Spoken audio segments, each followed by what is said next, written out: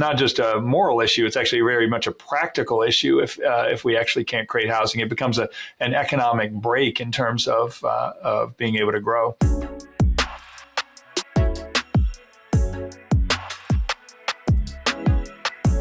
Welcome to Powerhouse, where we interview the biggest names in housing and ask them about their strategy for growth. I'm Diego Sanchez, president of Housing Wire, and my guest today is Jonathan Reckford, CEO of Habitat for Humanity International. Jonathan, it's so great to have you on the show. Thanks, Diego. Glad to be with you. So before we dive in, for those in my audience that maybe aren't as familiar with your organization, what is Habitat for Humanity?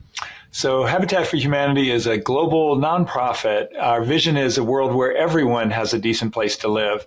I think the two things we're best known for turn out actually not to be true. Most people, when they hear Habitat for Humanity, they think Jimmy Carter and believe that he both started and ran Habitat, which is not true, though he and Mrs. Carter were certainly our most famous volunteers, and they really put Habitat on the map. So when they got involved all the way back in 1984, and rode a bus up from Plains, Georgia to New York City to rehab a tenement building on the Lower East Side of Manhattan. No one had ever seen a former president of the United States sleeping in a church basement and physically doing the work. And that really started an amazing 35-year run.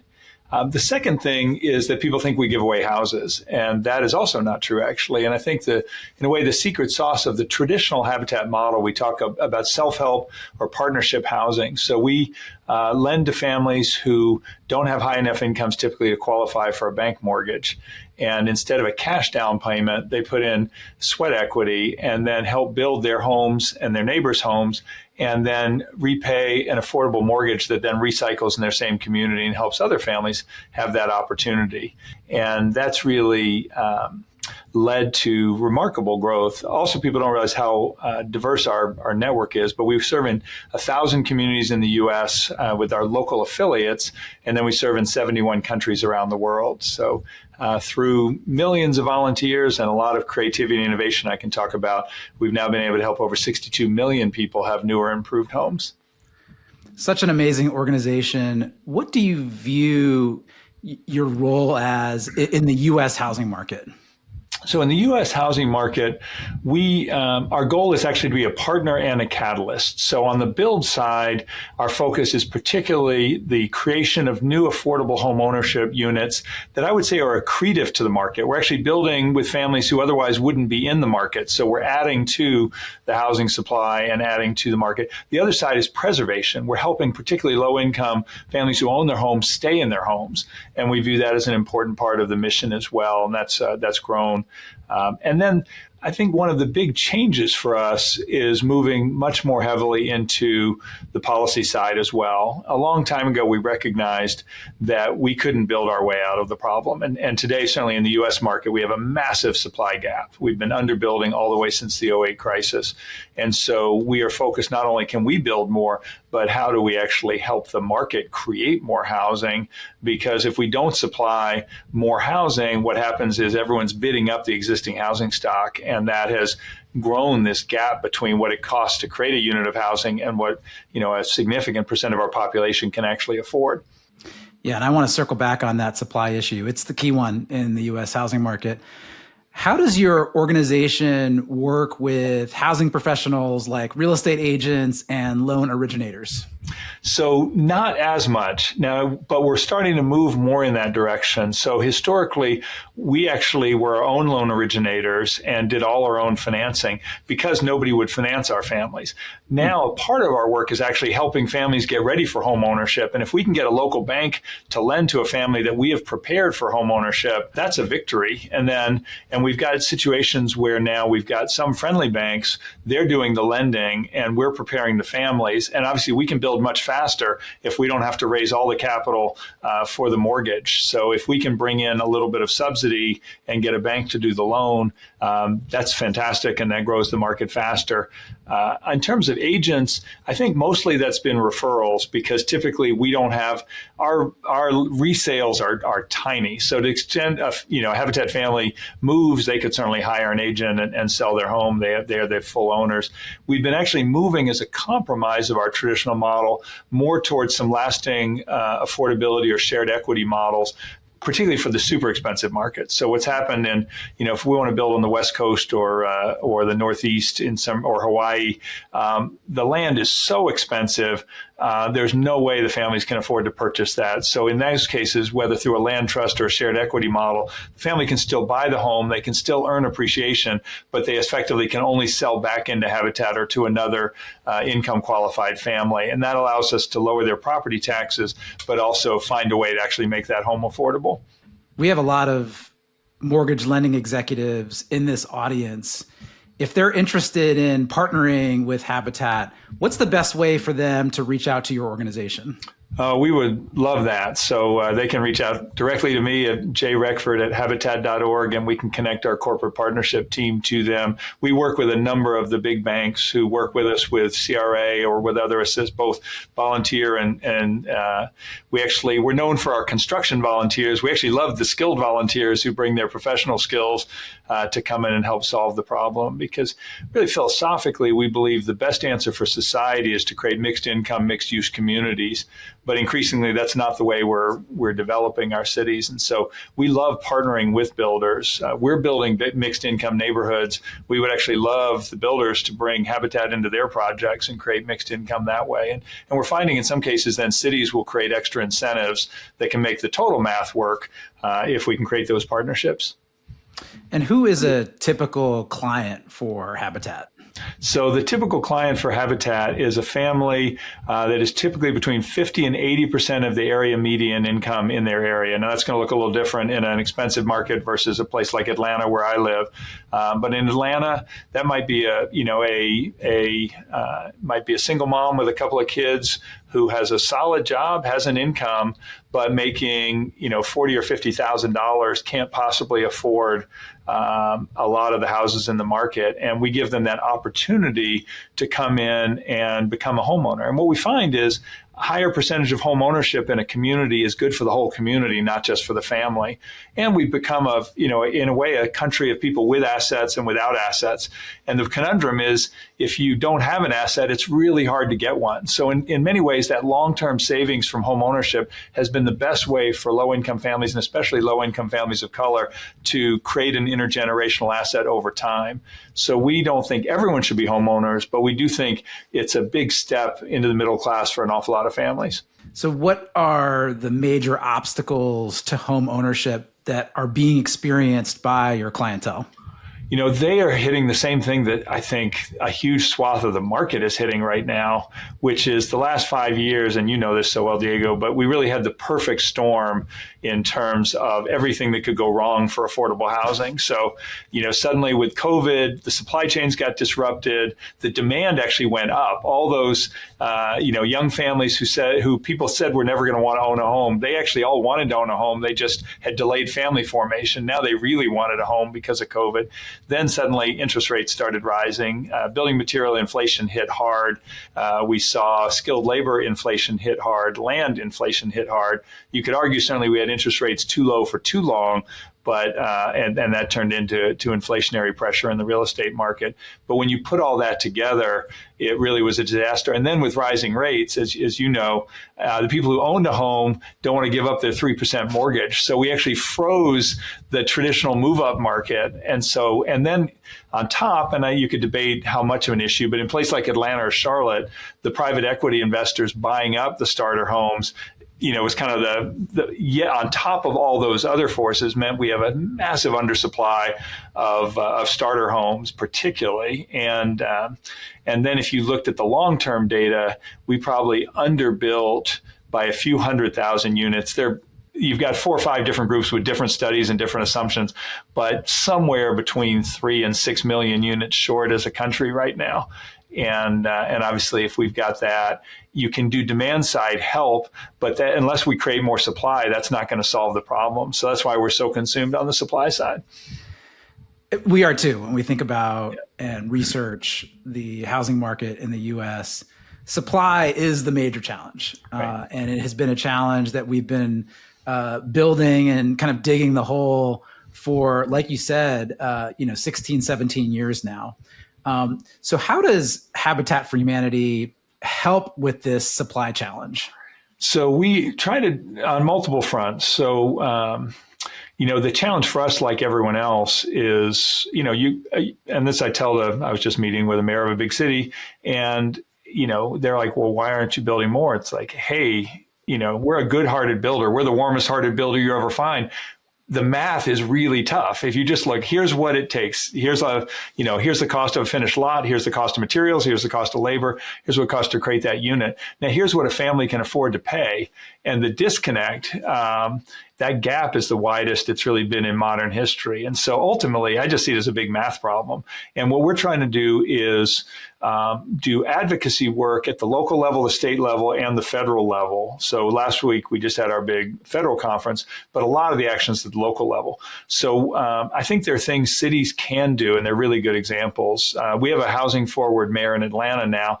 Now, he's got to get the whole administration to play together. But one of his commitments was, if you bring a mixed income or affordable project, we're going to streamline your entitlements and permits. That's worth money. So cities can make it faster and easier to build. California will be the painful, opposite example of that. And that's why that's probably the worst place for affordable housing in the country.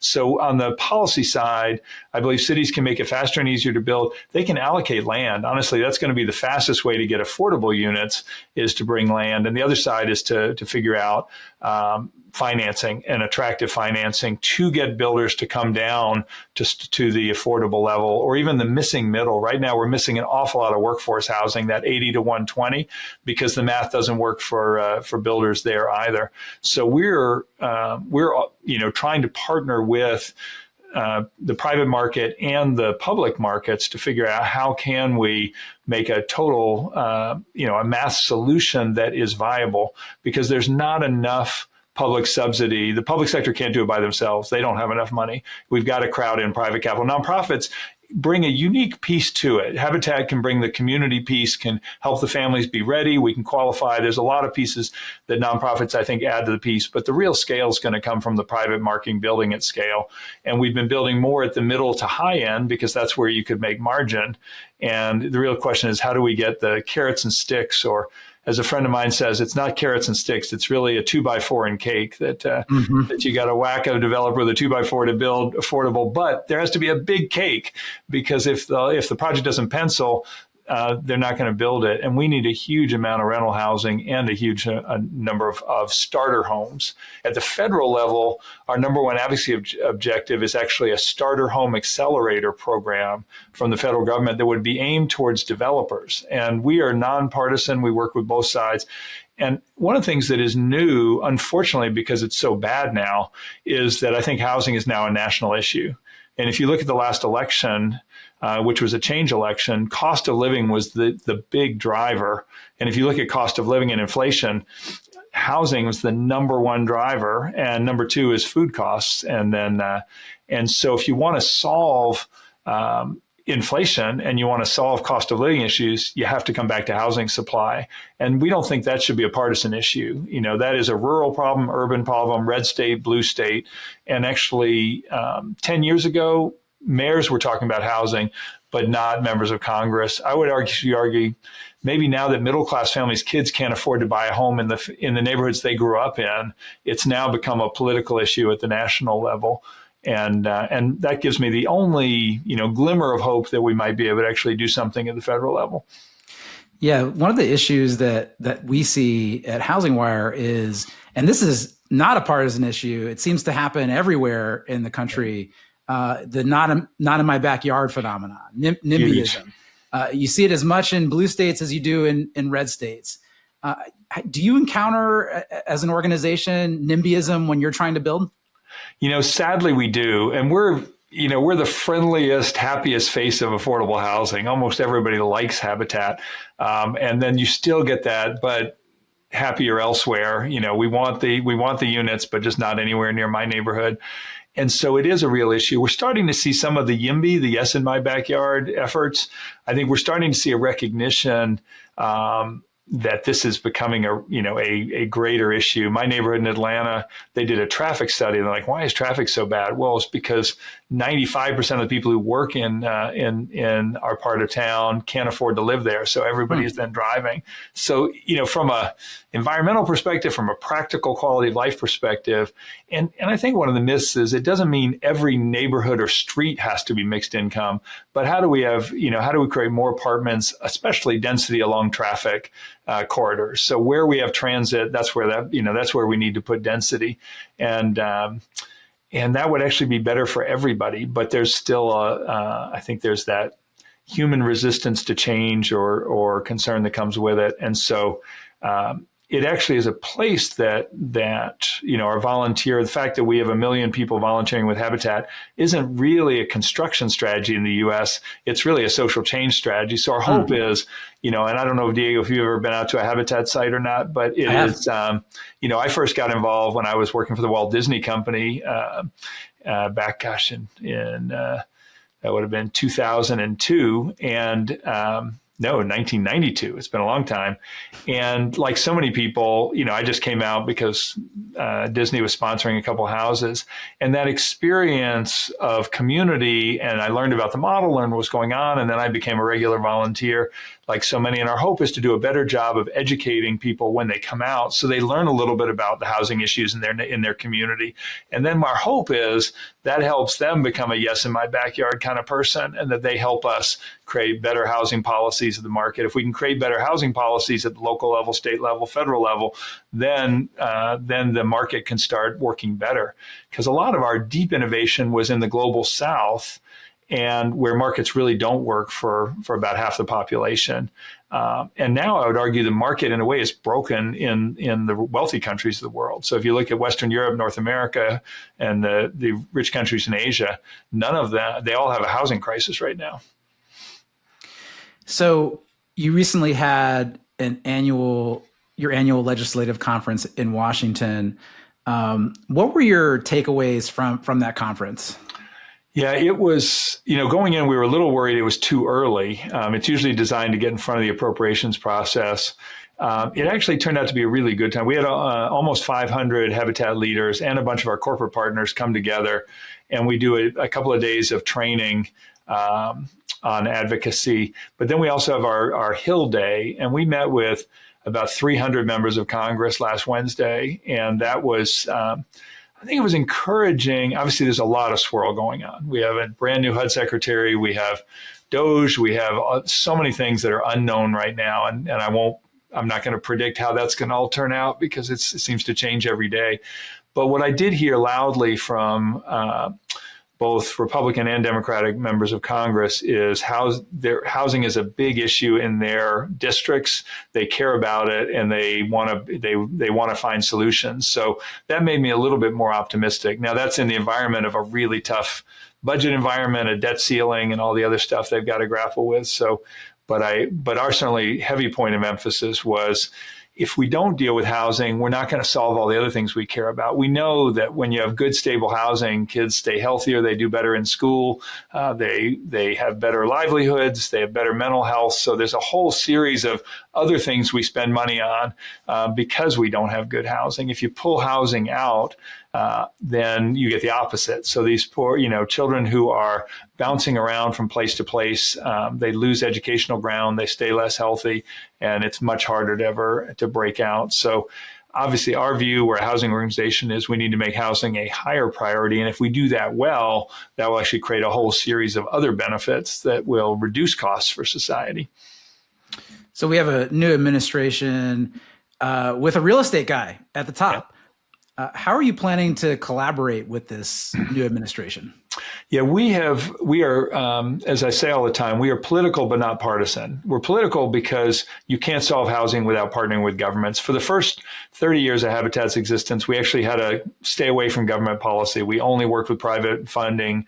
And I think the principle, rather than not work with governments, because there's no example in the world of solving housing without government partnership, is really not to be dependent on the government. I think that's a good principle, that we don't want to be, I think a strength for us is that we bring a lot of private capital and to the government as well. But we've worked with every administration, both Republican and Democrat, and we certainly worked with the first Trump administration. first administration, they didn't focus on housing, and I was disappointed by that. I thought home ownership would be something that could be a rallying cry. We hope, given how much the president ran on lowering costs for families, that addressing housing could be a priority for the issue. The HUD secretary only got confirmed less than 2 weeks ago. So, the next step will be meeting with the administration and the housing folks, and then getting very practical on specific programs. And, certainly my hope and our message would be, if we can streamline some of these programs and make them easier to use, we would celebrate that. That would be a very good thing. Pulling away and having the government kill the programs, I think, would be devastating at a time where we already have a supply problem. So, there are a few programs that I think are really important for housing supply. The one we don't get a lot through Habitat International, the umbrella group, but our network of affiliates take advantage of the HOME program, which is one of the biggest creators of funding that can help create housing supply. The USDA actually has a rural housing program, USDA 502 program. We strongly support that. That's been a great way to finance rural affordable housing and home ownership opportunities, and we would love to see that continue. On the tax side, we're strong supporters of LIHTC, though we don't do LIHTC projects. And a new bipartisan project, though I think it's, no predictions because it's a tough environment, but we have bipartisan support for a new home ownership preservation tax credit at the federal level called the Neighborhood Homes Investment Act. And I think this is a great idea. So in many cities still around the country, there's a part of town that has been under-resourced and underdeveloped for a long time. And the conundrum, the extreme would be parts of Detroit or New Orleans or some places. You can buy a house still for quite a low amount, but by the time you fix it up and bring it up to code, it won't appraise for what you've had to put in to buy and rehab it.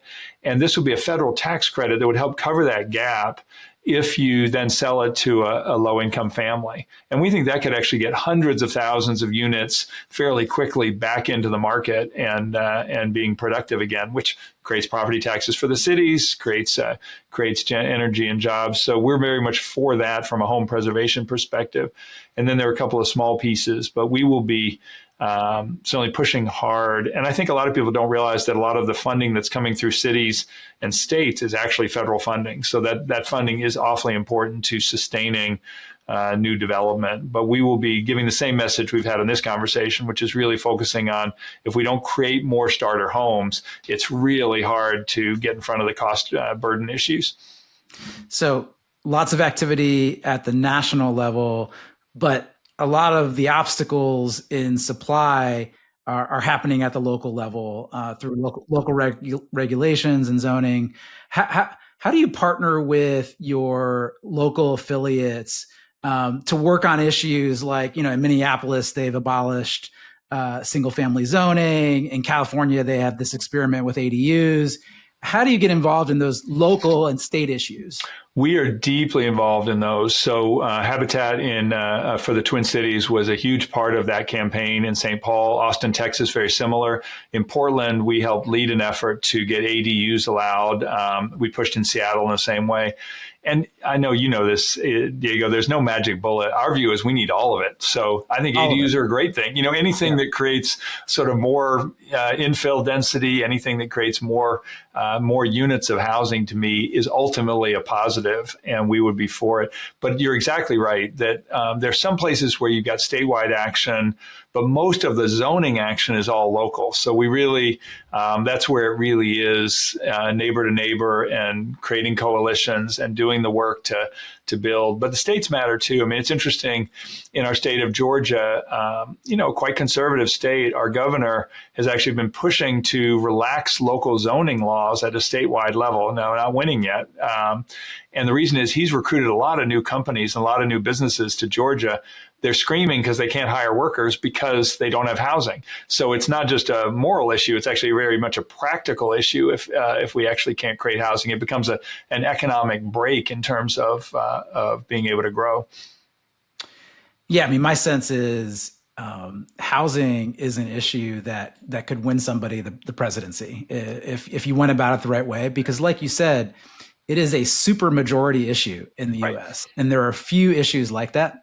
I'm really excited to have chatted with you today. Want to thank you again for joining me on the Powerhouse Show, and good luck with the rest of 2025 and all of your efforts.